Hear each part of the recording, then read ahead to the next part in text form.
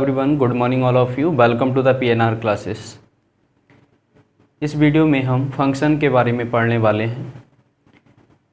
इस टॉपिक को स्टार्ट करने से पहले मैं ये कहना चाहूँगा कि आप पिछली वीडियोज़ को ज़रूर देखिएगा ताकि आपको सेट के बारे में अच्छे से समझ आ जाए। सेट के टाइप्स क्या होते हैं, उनके रिलेशन के बारे में भी विस्तार से हमने बात की है।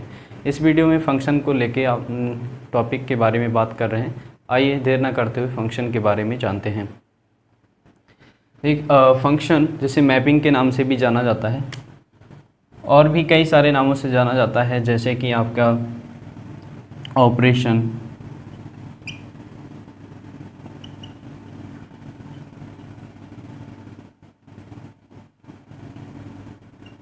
Correspondence etcetera. इन नामों से भी फंक्शन को जाना जाता है। हिंदी में इसे फलन कहते हैं। हिंदी में इसे फलन कहा जाता है। अब फंक्शन की डेफिनेशन की बात कर लेते हैं। डेफिनेशन हमने टाइम को सेव करते हुए पहले से लिख रखा है बोर्ड पे ताकि आपको बताया जा सके। फंक्शन है, फंक्शन को हिंदी में क्या कहते हैं? फलन कहते हैं। If X and Y be any two non empty sets for some given rule, if each element x belongs to the x corresponds to the unique element y belongs to y, then that rule is called the function and denoted by the small f। I hope आपको बात समझ आ रही है। तो अभी इसे पढ़ लेते, समझने का प्रयास करते हैं। पढ़ लिया अभी डेफिनेशन, तो पढ़ के तो कोई चीज़ तो पढ़ तो हर बच्चा सकता है, तो मैं पढ़ के नहीं बता रहा हूँ, समझा के आप आपको समझने कैसे इस डेफिनेशन पर वर्क करेंगे। आइए समझते हैं। जो x और y यदि दो सेट हैं, डेफिनेशन समझिएगा तो इसमें लिखा है कि x और y यदि कोई दो नॉन एम्प्टी सेट हैं, तो नॉन एम्प्टी सेट क्या होता है ये समझ लेते हैं। ये समझने का वर्ड है, तो ये पहले से पढ़ रखा है। नॉन एम्प्टी सेट क्या होता है? तो एम्प्टी सेट क्या कहलाता है, जिसे और नल सेट के नाम से भी जाना जाता है। हिंदी में रिक्त समुच्चय कहते हैं। और नॉन एम्प्टी सेट को क्या बोलते हैं? अरिक्त समुच्चय।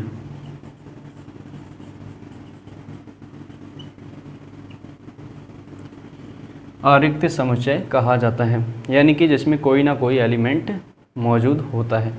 फॉर सम गिवन रूल, एक कोई रूल गिवन है जिसके तहत कि x का प्रत्येक एलिमेंट एक करस्पॉन्ड एक यूनिक एलिमेंट मैपिंग करता है सेट y में।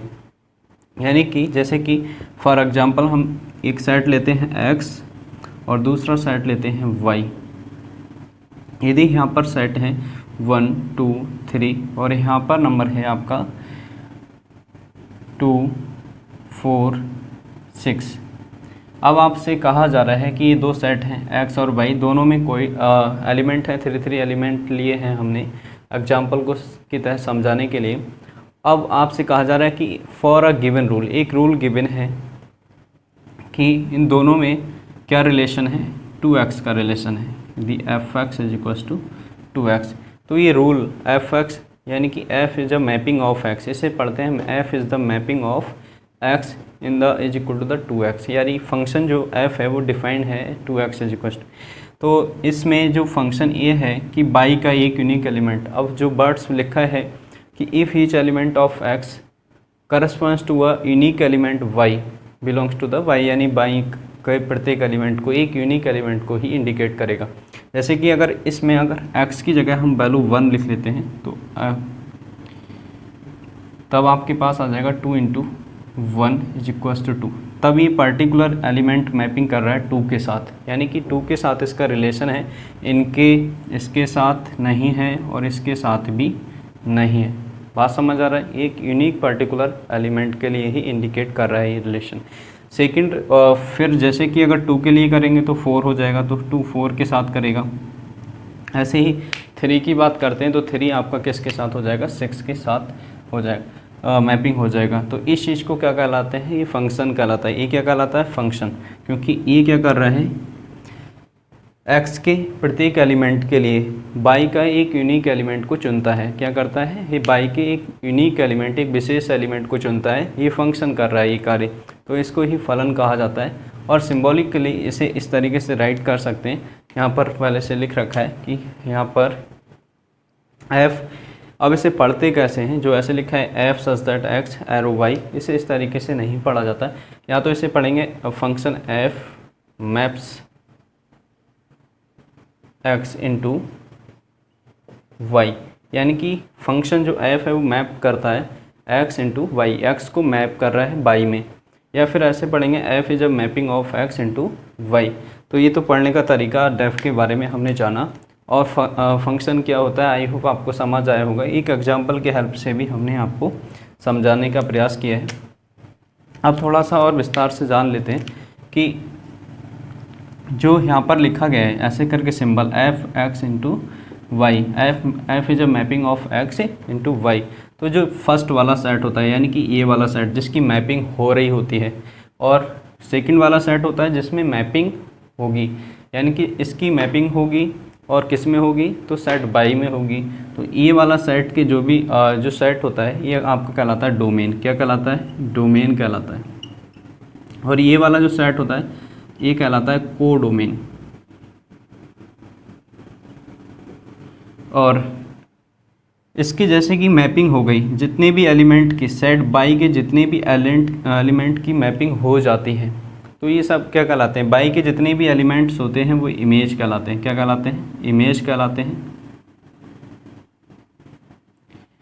और एक्स के जो भी एलिमेंट होते हैं वो प्री इमेज कहलाते हैं। ये जानने वाली बात है, समझने वाली बात नहीं है। ये जान रहे हैं कि आपको किसे क्या कहा जाता है। तो डोमेन किसे कहा जाता है?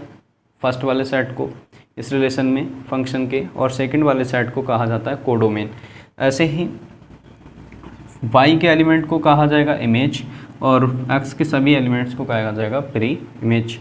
अब जितने भी एलिमेंट्स की मैपिंग हो जाती है, बाई के जितने एलिमेंट, ऐसे समझिएगा बाई के जितने भी एलिमेंट प्री इमेज रखते हैं, प्री इमेज का यानी कि 2 के पास जाएंगे तो यहाँ 1 मिल जाएगा। इसकी 4 की प्री इमेज 2 है, 6 की प्री इमेज क्या है? 3 है।